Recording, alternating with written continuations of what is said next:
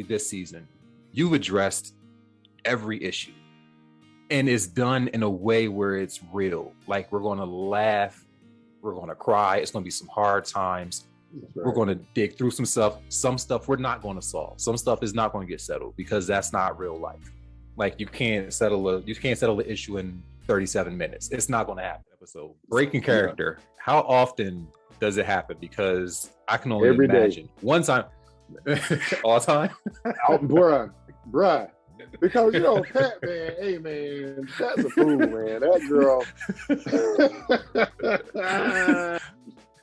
she's a fool, man. What the industry does to us as performing artists, Rashad, if you don't know, brother, is a lot of times, it's not a knock against producers, not a knock against anybody personally at all. It just is what it is that they don't want you to get married. They don't want you to have a child. They don't want you to own property because they want to be able to tell you what to do, how to do, when to do it. They want to control you.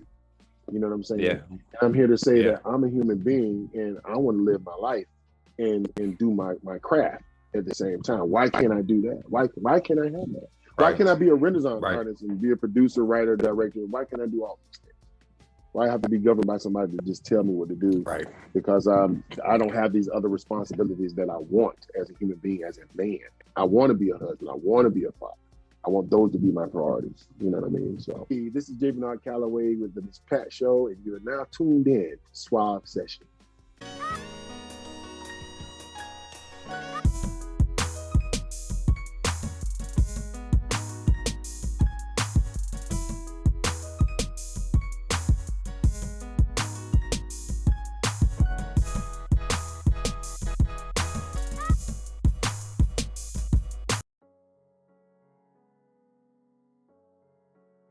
All right.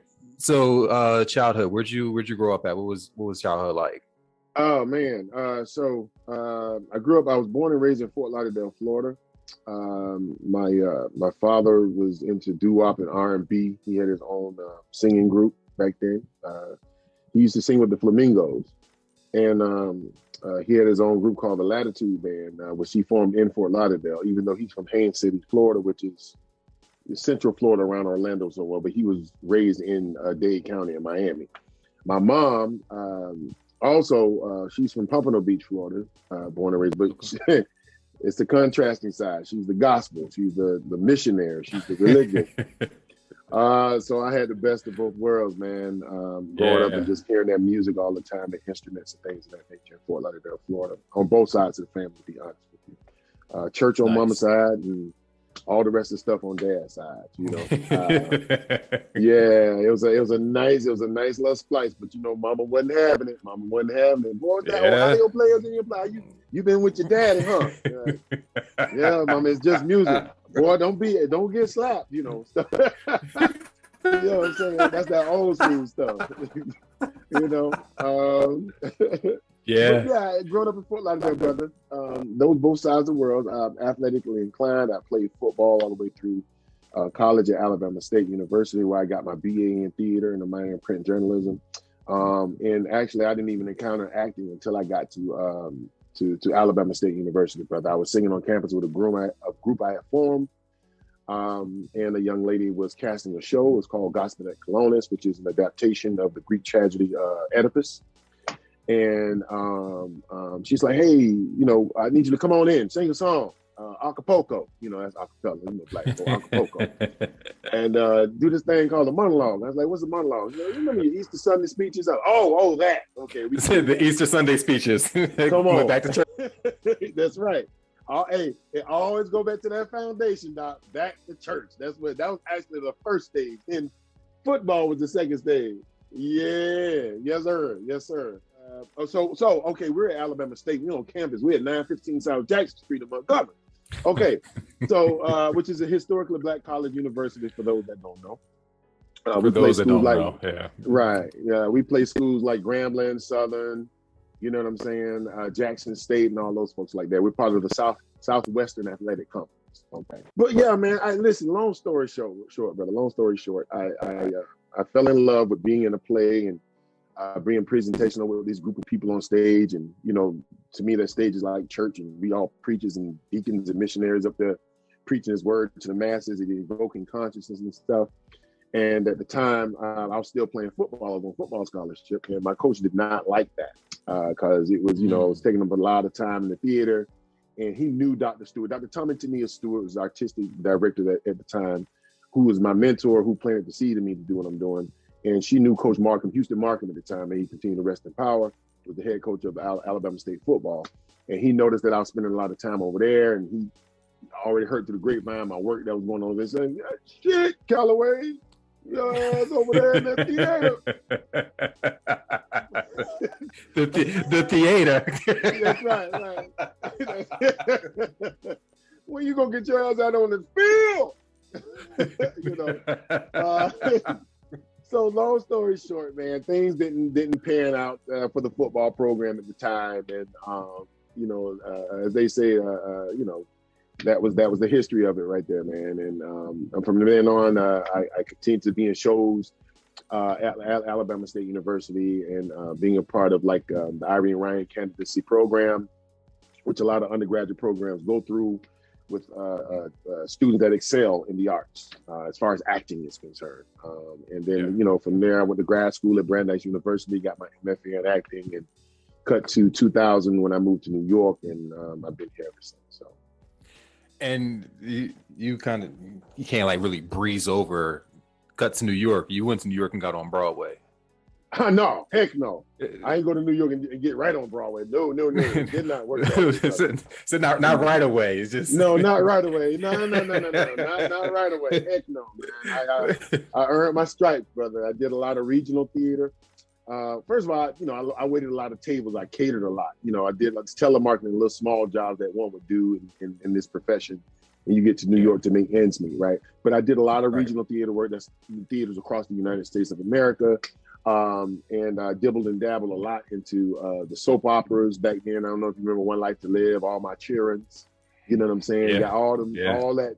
When you first get to New York, those are things that they're going to send you out for. Law and Order. I worked on all three of the Law and Order. Matter of fact, I just worked on that last week since I worked on that years ago. So it was pretty fun to go back and visit that place, man. Yeah. So I came to New York, got my agent.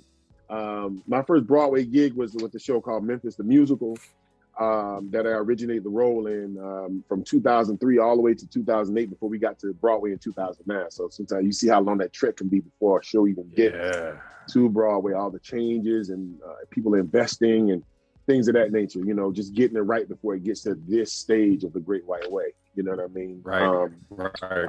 And I've been very fortunate enough to be in every show that I've been in on Broadway. We won Tonys. So I've always want to be a sponge and continue to soak up and grow because there is no sky. You know how they say the sky's the limit? There's no skies, no. You know what I mean? So yeah. What was that like for you to go from the South to New York City, chasing the dream? Brother, to be honest with you, it was a culture shock.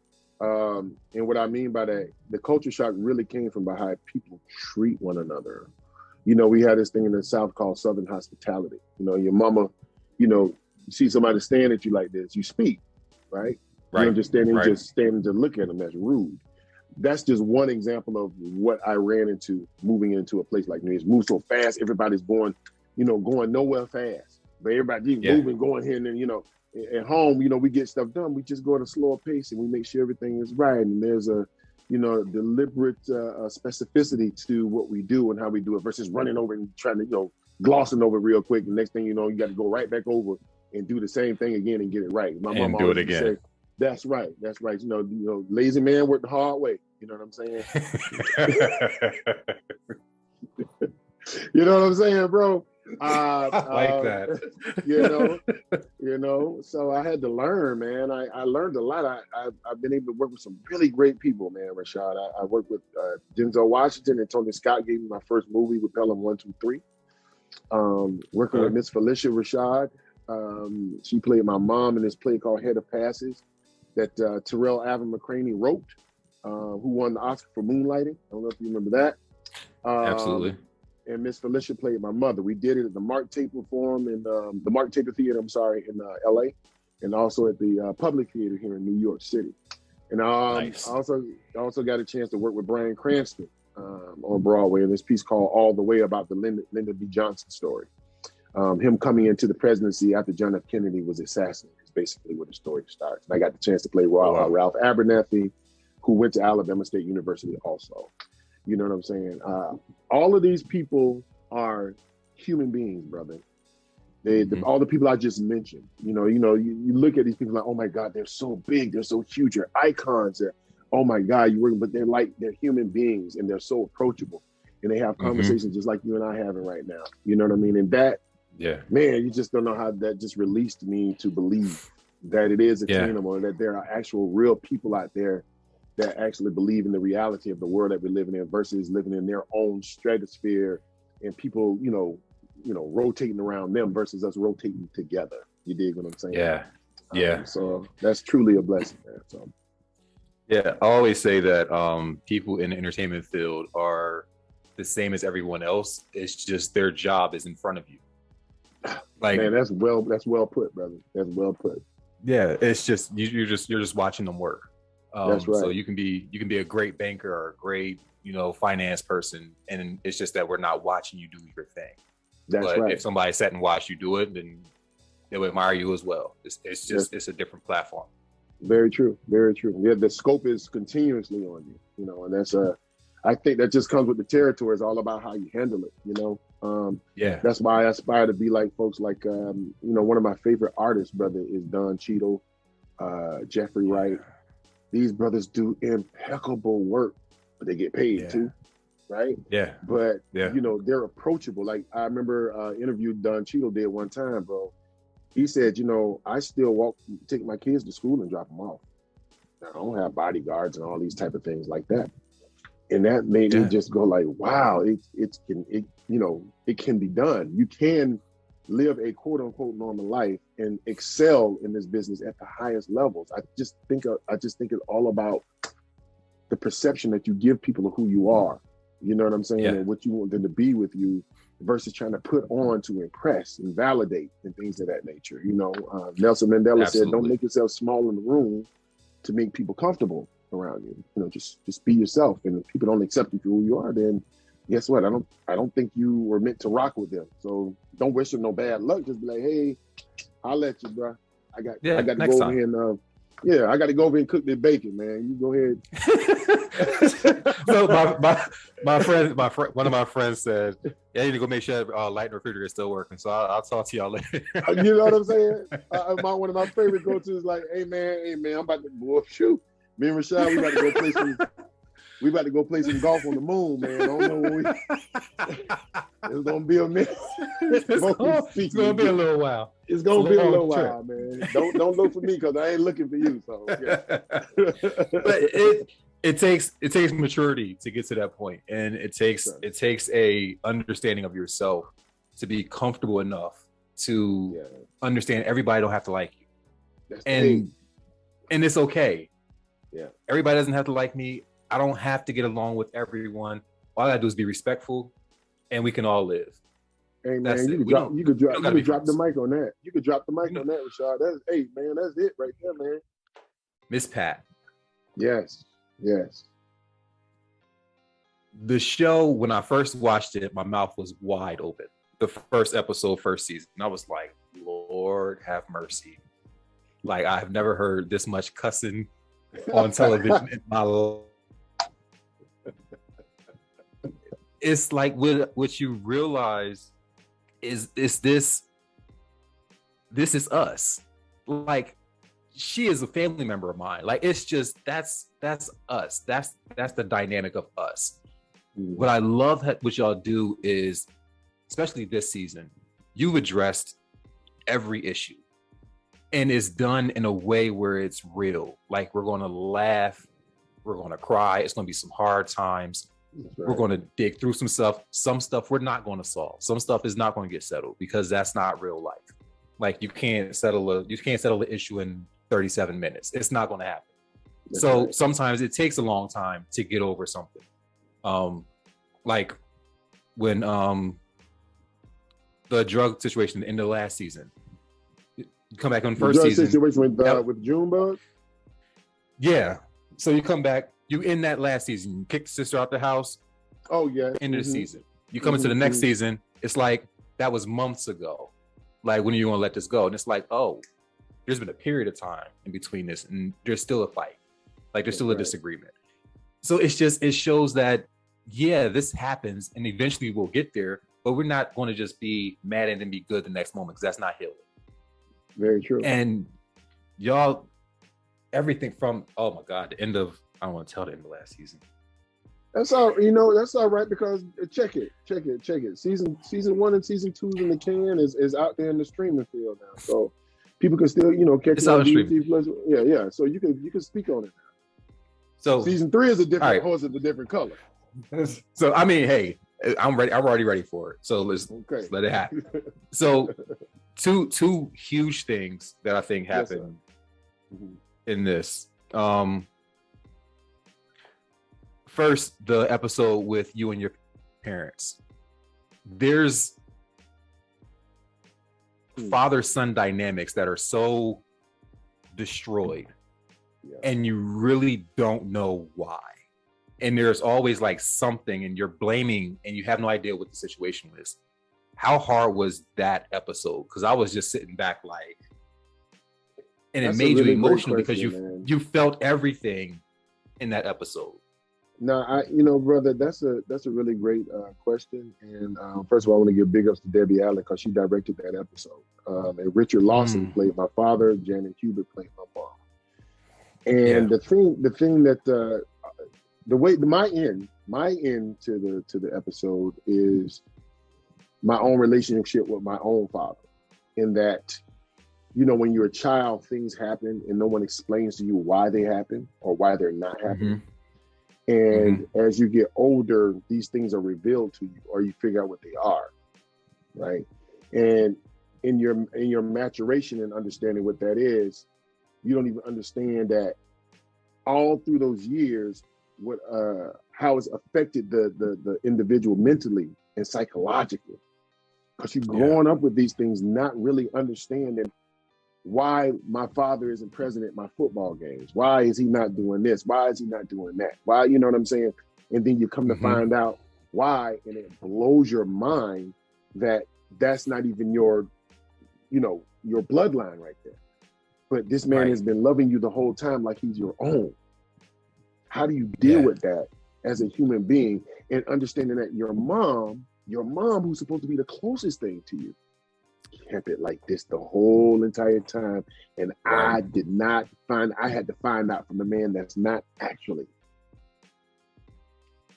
my side.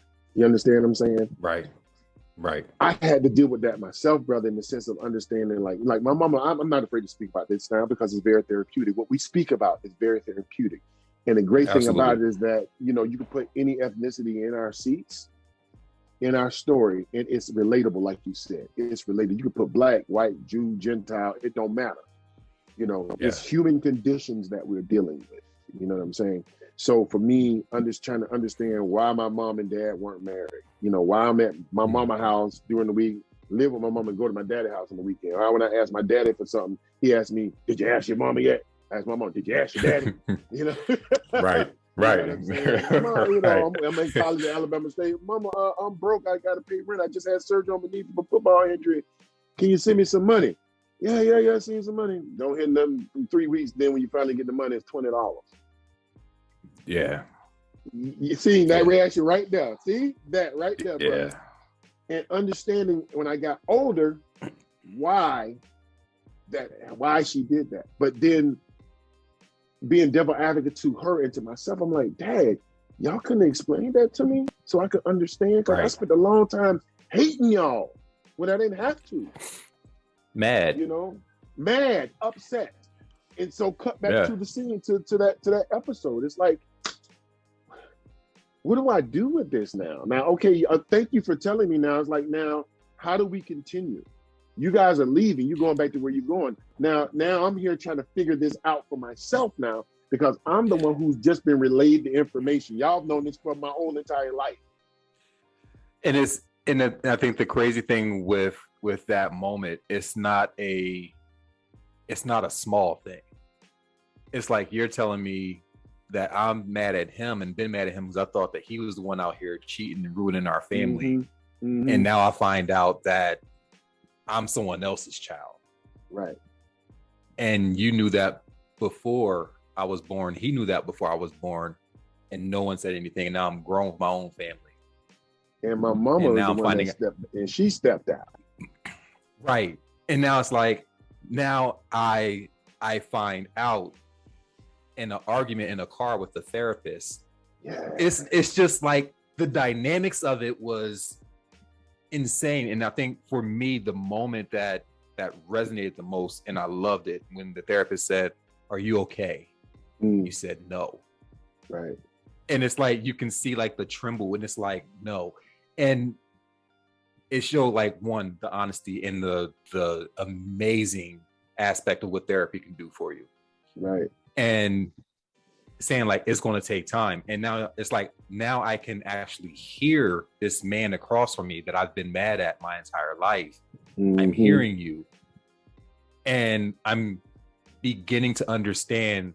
And now you have to replay everything back in your head, like, so this makes sense now. This makes sense now. That's why. Right. And it's and while I'm finding reciprocity with him now, I'm getting a little closer with him. The elephant in the room is my mom. Right. Because now I don't trust her. Betrayal. You know what I'm saying? So it's like, okay, this man who is not my father, who's been raising me like his own, has come out and let me know what the deal was.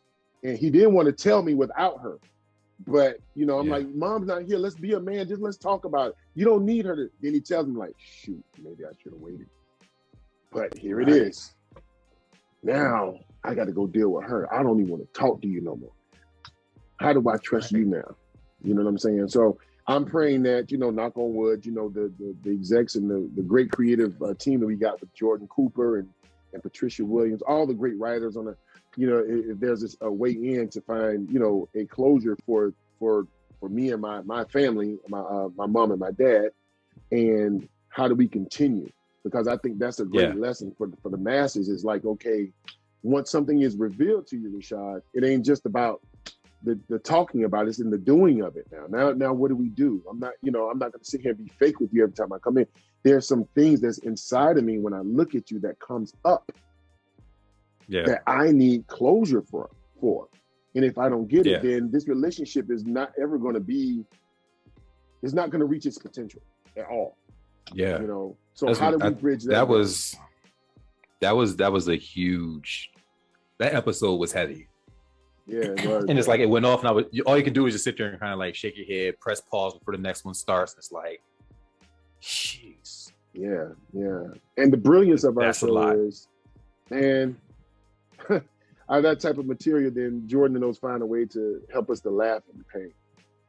You know what I'm saying? To you know, especially as we convey the story to you all, so we don't just sit in this void of just like you know, just negative, upset. I'm angry. What am I going to do? But they find a way to help us to laugh at that pain, and what that does is it opens up conversation. Now we can open up a conversation about things that's going on in your own personal lives, and let's talk about it. How do we approach these things? You know what I'm saying? Which is so very important, especially in Black families. You know, so because that's something that we do, and sometimes, you know, the joke might cut a little deep, but we gonna crack a joke about it because it lightens the mood back up.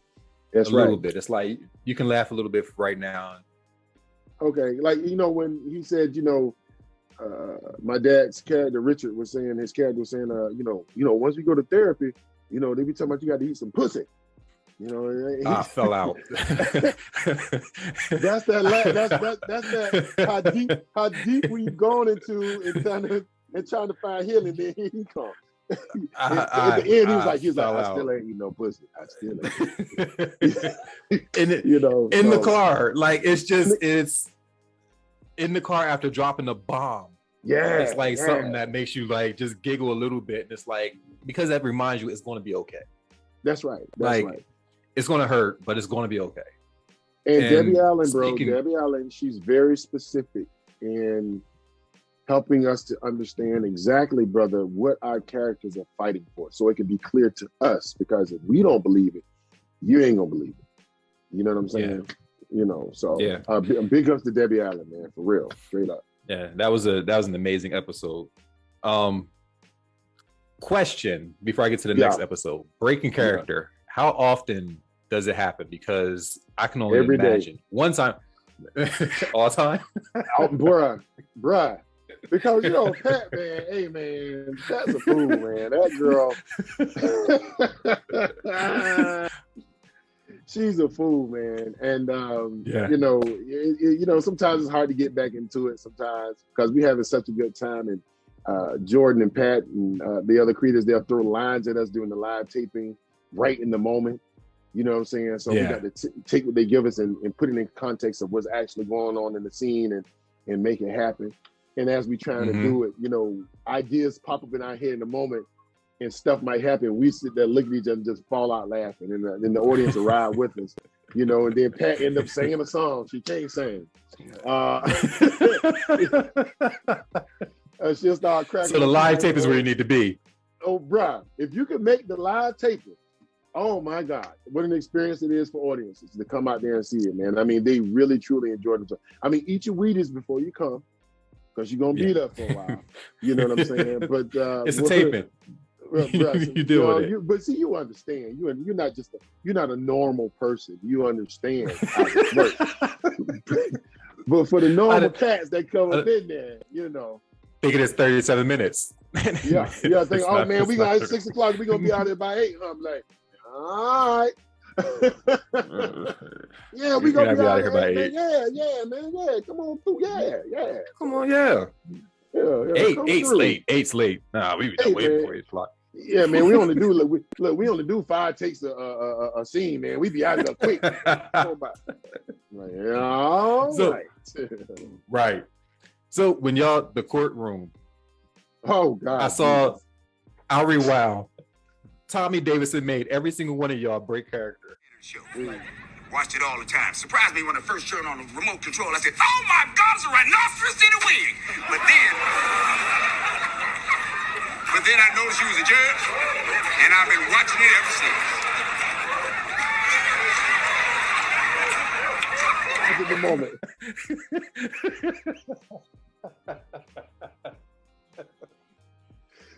Stop the taping, dude. That day, man. It took a moment, man, to get through that, boy. Oh my God! That's how you I had to pause the TV because I was laughing so hard. Listen, he's one of those cats like David Allen Greer. They're naturally funny, and I know both of them personally. I know David Allen Greer from Broadway because he did Porgy and Bess, and my wife would. So I had a chance to actually meet him, go see him at Caroline's and see him do stand-up live and stuff like that, man. These people are naturally funny, man. They don't try. Yeah, I mean, think about when Tommy Davis's characters first introduced in the episode, I think it's called Nigga Poppins, I think. And all the scenes there in that living room, man. Bro, do you know how long it took us to get through that stuff, man? Just because we just, man, bro. I mean, between him and Pat, oh Jesus, man! Oh man, yeah. That's some tough stuff to get through because they're both so funny, and then we got to just try to just get back on track, man. But we having a great time. That's the key. When you coming into work and you having fun with folks, man, and you talking about something like you said that's real and authentic, something that we could connect to and relate to, and at the same time get into deep issues, but at the same time make folks laugh and have a great time and want to come back and wonder what's going to happen in the next episode and binge watching it. That's what we want. That's why we do what we do for this particular show, man. So yeah, and I think that's the beauty in it, because you can go to work every day and laugh and come home full.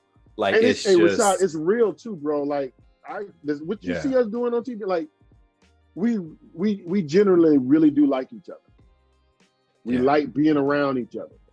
You know what I'm saying? We all have our days, just like you do is, everything in peaches and cream. But for the most part, I like to see Tammy coming in and know we getting ready to do some work, and Theo and Vince and Brittany and Brianna and Pat. We love and Jordan coming in, and all the great directors, Mary Lou Belli, who's nominated for the Emmy for the episode where we meet my other 2 kids' father. What's the name of the episode? Groundhog Day, Baby Daddy Groundhog Day. That and episode everybody had their 105. reaction. Yeah. So just excellence all across the board, brother. All across the board. Like first season when Junebug had his friend coming over, dropping N-bombs. And he was in the bathroom. Yeah. And he ain't nothing wrong with it. And he was like, I was like, oh, he about to go in that bathroom and fix this. This ain't gonna work out too well. And it's just the way you delivered it. I was like, this is what parenting is. Like, you just find a way to deliver it to where you understand it, and then show, I love you, but I'm disappointed, but I'm here for you. I'm gonna guide you through it, but I'm disappointed. And you can do all that without becoming physical. And that's like, you know what, brother? That's beautiful what you just said. I wish and I pray that this part of the interview is shown so people can hear us as men, not just black men, but just as men speak about that, because we were raised at a time where if things went awry, you get yelled at, or you get, depending on where you're from, like if you grew up with Pat, you got cussed out, and then you got beat, right? It don't make sense to fight fire with fire, because what you want to happen in these days, the things I do love about these days is that people are understanding about, let's just talk to him. Like if Jacob is going on, Jacob is my son. If he's going through a few things, Rashad, I'm not going to sit here and yell at him and fuss at him, because guess what? He's not going to receive me, right? And then guess what? That means I got to do this all over again because he didn't receive me, because he was crying or whatever. I'm yelling at him, then I'm spanking him and all like that. Nah. Come here, son. Right. Sit down. Look me in my eyes. Right. Daddy needs to talk to you. This is what it is. All right. Do you understand? Do you know why you're in timeout? So you can't tell me, okay, let me tell you why. You know why you're not playing with your tablet? You know why you're not going to get any donuts and ice cream? Let me tell you why.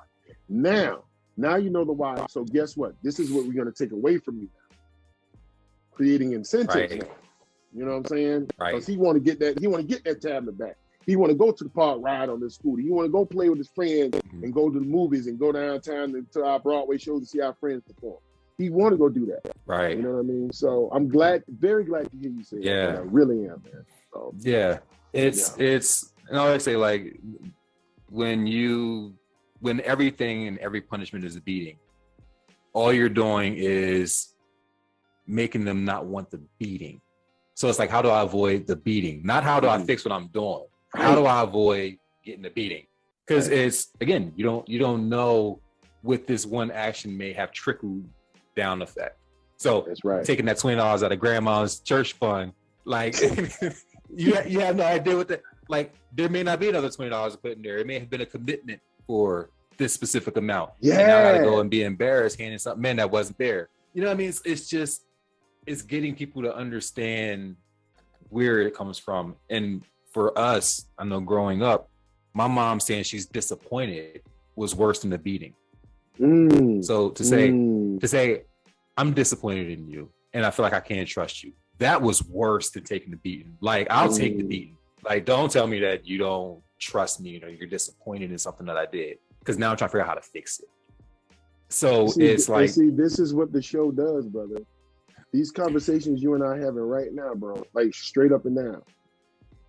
It's a cat walked up to me one time talking about this season, about this very episode, about dealing with the kids and how to speak with them, right? He was like, I was going through these things with my son, he wouldn't listen to me, He said, man, after I got through watching the show, I saw you sat down, you spoke with him, you let him know what the real was, you let him know you was disappointed, but I saw how you spoke with him that settled him. He said, I know it's a performance, I know it's a show. He said, but it read so true and so real that I went and tried it. And when I went and tried it, after a week or so, it worked. Yeah. So for me, that's a lot of cats do the performance. A lot of cats do what we do to get validated, to get that award, that Emmy or the SAG or whatever that is, all that stuff. Hey, listen, I'm not going to say no to it. I'll accept it if it comes my way. I'll gladly accept it, right? But I do the work, Rashad, for the reward of people actually evoking consciousness in people and having them to create dialogue between one another and create some sort of healing. To that people gonna walk out of here and talk with somebody they ain't never spoke with before about something, or they see life differently because they saw it through our perspective. It's like, if Terry handled it this way, maybe I can talk to my son this way. If Pat can with her brashness and how she handles herself and the goings on, that she can pull back and be able to listen here. Hey, maybe I can find a way to get in contact with my wife and try to do the same thing.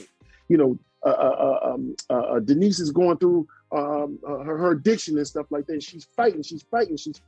It ain't peaches and cream every day. She stumbles and falls. But it's how she gets up from and move forward. That's what the key is, man. So I'm very grateful to be a part of something way bigger than me, man, for real. Yeah. And I think even with Denise's situation, it was finding out why. Yeah. And you find out why in the end of second season, but you knew about it in the first season. Then it goes back to you were being molested by mom's boyfriend. Mm-hmm. And it's like, now that explains decades of her issues. It's just, again, how it like wraps back around, and it's amazing. Yeah. So, alcoholic mother. Definitely. They cuss them out all the time. They tell one they're pretty and the other one ugly. It's all that stuff that I say, mentally, psychologically. As we kids, Rashad, if parents don't open up and try to communicate and bridge that gap, kids are going to grow up hating their parents. And the parents are going to wonder why. He's like, this is why. You did this to them, you reprimanded, but you didn't tell them why you reprimanded, so they can grow from it.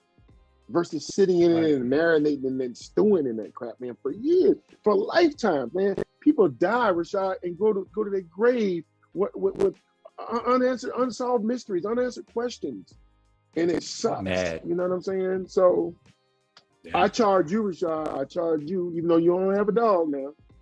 But when you do decide, when you do decide to have some Bambinos, I charge you that same way to be able to, even with your dog, man, even if you have to reprimand them for something, right?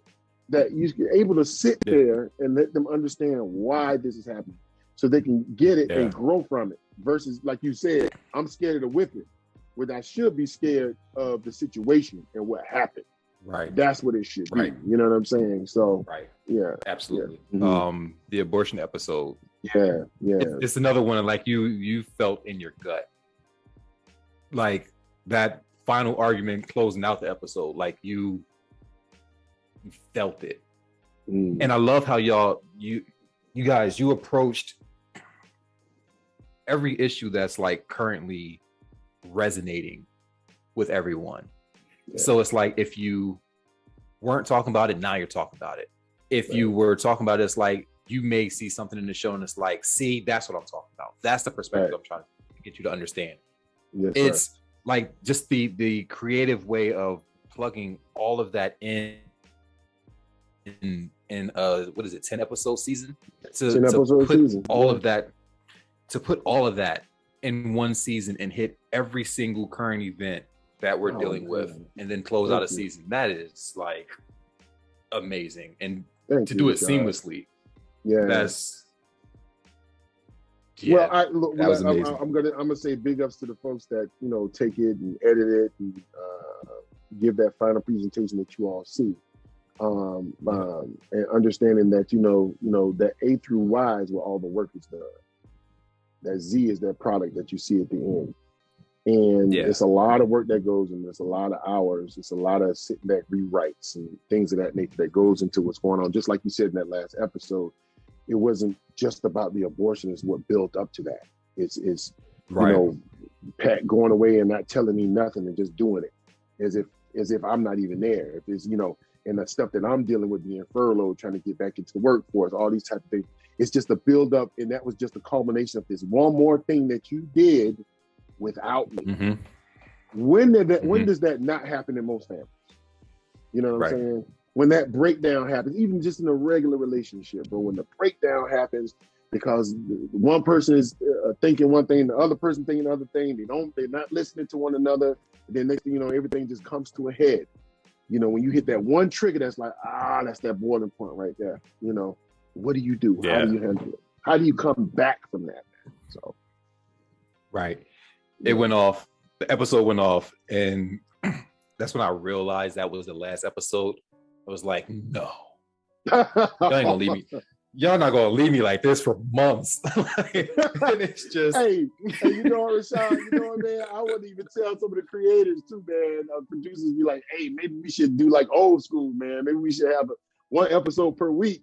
Because people come in, we come in the stream and they binge it and they be like, when in their season? They be like, it's in a weekend. not... Exactly. You know, my relatives do it too. So when did you just get through shooting season 3? Because we are done with season 3. Season 3 is in the can. Okay, it's just about when they want to premiere that. But we gotta wait for it. Yeah, y'all gotta wait for it. But it's torture. Yeah, it's torture. It's the world we live in right now. It's the world we live in now. Because remember, you used to look forward to watching the Cosby every Thursday. Remember that? And then after the Cosby came on, a different world came on right after the Cosby show. See what I'm saying? And you know what's happening. Be home on Thursday. Be home on Thursday. that's what. Be home. Wasn't no DVR. Be home. No, wasn't no DVR, Doc. Wasn't no DVR. Come on, man. Be home. Be home. And don't make the mistake. Look, don't make the mistake of going to the VCR and recording over your mama's soap operas. Oh, listen to you. Ooh, now you stepping up some boy. You opening up old wounds now, boy. You better. You record that true stuff, especially man. You record over that Friday. You recorded that Friday afternoon soap opera, and she gotta wait until Monday to find what's going on. That's dead. This Friday was when it got good. Yeah. Because you know that you waiting the whole weekend to get back to Monday. Yeah, Friday was the good one. That was the cliffhanger. That's right. You didn't record over the cliffhanger. That's right. It's a beating coming.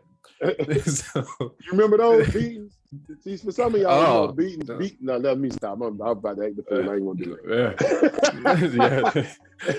We used to get. I was beaten. Wasn't no whippings. It was beatings. Okay. I pushed the age limit. I think I was like about 13. I got to 13. My mom, I was pushing 6 foot. My brother was maybe about 6'2". My mom's 6'1". My mom built like a linebacker. Oh, y'all 6'1". 6'1"? Yeah. So I got in trouble, something dumb, had company in the house, don't have nobody in my house, I'm at work. She came home, I had the door locked. She read the doorbell, opened the door, slammed it in her face, locked the door back. And she thought I was joking. And then she's like, open the door. And then like she come in the house, the patio doors wide open, the curtains like torn off the door. And then she's like, who's in the house? Nobody. He's like, don't lie to me. Who's in the house? Well, nobody in the house. I was in the house by myself. All right, go upstairs. And I was like, I'm gonna go to my room and do something. Me like a dumb. My room's over top of the dining room. My friends are outside the dining room. I'm throwing their coats out the window of my room. She's watching coats fall from the dining room. You're young and dumb. You think you're getting away with something. So she comes upstairs and was like, who's in the house? Oh, no. It went from object to hands. And then she says, I swung. Now I know I didn't swing. Now I was like, I probably like with like guard. She was like, all I saw was the hand come towards me. You know what, man? Yo, my mom tried that same thing with me. She's like, you tried to swing it. I said, no, mama, I was just holding the belt. I got tired of getting hit. I said, it was like it hurt. Like, yeah. You know what I'm saying? To this day, she swear I swung at her. To this day. You swung at me. But that day, we go down. Let her have it, Rashad. Let her have it. Let her have that. Oh, she wins because I can't argue with her. Right. So she says, boys downstairs. Sitting at the dining room table, she pulls her pistol out of her pocketbook. She's like, yo, too big to beat. I ain't gonna be scared to come home. You give me another problem, I'll shoot you and I'll go to jail myself. We ain't had a problem since. Your mama wasn't having it. We ain't had a problem since. She said, I'll take you out before I'm scared to come in this house. Wow. That's that old school stuff. Like, I brought you into this world and I'll take you out. Fully. And like, you knew she wasn't joking because you only see the gun when there's a problem. Right. Yeah, so you pull it. But see that chastisement we used to get, bro, that was for us, so we didn't go out and the police or nobody else would do it to us. Right. If you was raised right. I mean, because we can get into why we beat our kids. It come from Willie Lynch, slavery, the slave seeing the master beating the slave. We can get into all that stuff. We ain't gonna do that. So, but at the same time, that type of thing helps parents to keep their kids from getting into the danger that they could get in out in the streets. So you're teaching that at home. You know what I'm saying? And hopefully it works. Is there a desire to go back to Broadway? Because I know most people that was on that stage always had that itch. Yeah. To be honest with you, brother, I'm actually currently working on a workshop of Ella Fitzgerald, An American Miracle. It is written by Anna DeVere Smith. Okay. Dee Dee Bridgewater is in it also, and she plays Ella. She plays the ghost of Ella.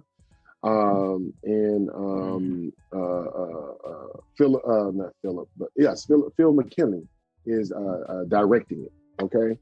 And so we have a really, really great cast, but I'm back into the theater circuit. I haven't done theater maybe in a couple of years, probably since I've been doing this Pat or over some Zoom readings and something like that. And, I was skeptical about going at first because it's a lot of work. You talk about 8 shows a week, sometimes 2 shows in one day. You know what I'm saying? I didn't know if I was ready to go back to that because it's a beautiful thing when it does work out. But now I'm at a point in my career, good brother, and where I feel like I can do things that I want to do versus having to do it. You know what I'm saying? So I'm in this show because I want to do it. And this has nothing to do, with the Miss Pat show, but it has a lot more to do with, I've earned my stripes now. And I'm at a certain point in my career where it's like, yeah, I want to go back to theater, but I want to go back on my own, how I want to go back into it. I want to do it. I want to be something that moves me versus something that I got to do because you want me to do it and you feel like I'm right for this part. Like, I might not be right. The 3 P's got to match up. Heart, place, pay. And then you talk about passion. You know what I'm saying? Yeah. So, that's what brings me back to the theater because that's where I was born. I was born in the theater. That's my forte as far as performing arts are concerned.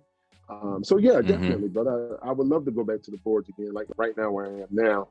But in a full production contract, you have to think about that stuff, man. Because once again, you're talking about rehearsing for a month, and then you talk about previewing it for a month, and then you open it. And that's a lot of time. I'm a family man. I'm a husband. I'm a father. How we gonna work this out? How we gonna make this? Because I got to be here for that little boy. He's 5 years old. He had that little vulnerable part of his life where it's like he needs me there. So yeah.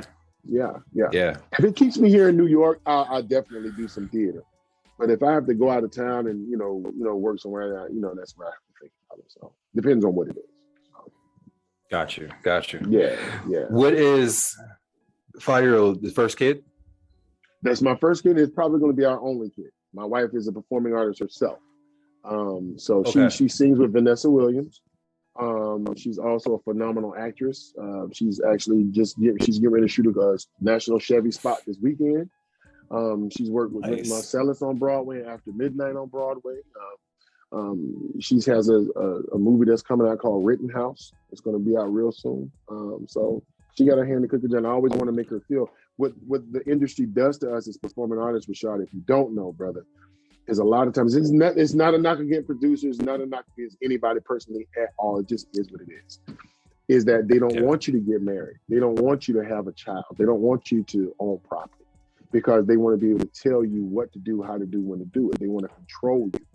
You know what I'm saying? Yeah. I'm here to say that I'm a human being and I want to live my life and do my craft at the same time. Why can't I do that? Why can't I have that? Why can't I be a Renaissance artist and be a producer, writer, director? Why can't I do all these things? Why have to be governed by somebody to just tell me what to do? Right. Because I don't have these other responsibilities that I want as a human being, as a man. I want to be a husband. I want to be a father. I want those to be my priorities. You know what I mean? So. Absolutely. Yes, sir. What has fatherhood taught you? Patience, grace, not to fight fire with fire when things go awry. Kids have a way of being master manipulators, right? And getting what they want, but they don't realize what they're doing, how it can agitate a parent because they don't understand what the parent is going through or how they're dealing with the days in the life and keeping the ship above water. You know what I'm saying? Mm-hmm. So definitely patience, man. A whole lot of patience. And I come into the room that way now. When I come in, I'm like workshopping the show now. When somebody might come in with some angst and stuff like that, I'm like, let me sit back, because that's not about me. Let me stop taking it personal, because whatever they came in with ain't got nothing to do with me. Got nothing to do with me. So if I come in and do my best, be impeccable with my word, right? You know what I'm saying? And don't make no assumptions about nobody. Hey, that ultimately puts me in the driver's seat, Yeah. So having a child taught me those things, man. Having a child and a wife too. Let me get that straight too. When you marry somebody, you bring in, it's two people coming in from two different backgrounds, from two different places coming in to try to live together as one. You know that old school thing when your mom and them told you, say, don't go shacking up before you get married, because that's don't go shacking up. I don't believe in that no more. I think before you should shack up, man. Hey, bruh, hey, man, because you don't know if until you live with them. Exactly. You don't really know a person until you live with them. Yeah. You don't know them.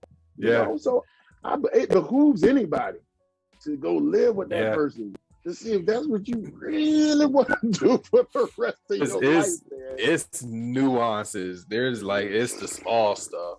It's the like you really not gonna clean this bathroom dog. mirror. Oh. You really not gonna clean this bathroom mirror off, huh? Like you just gonna let that sit there.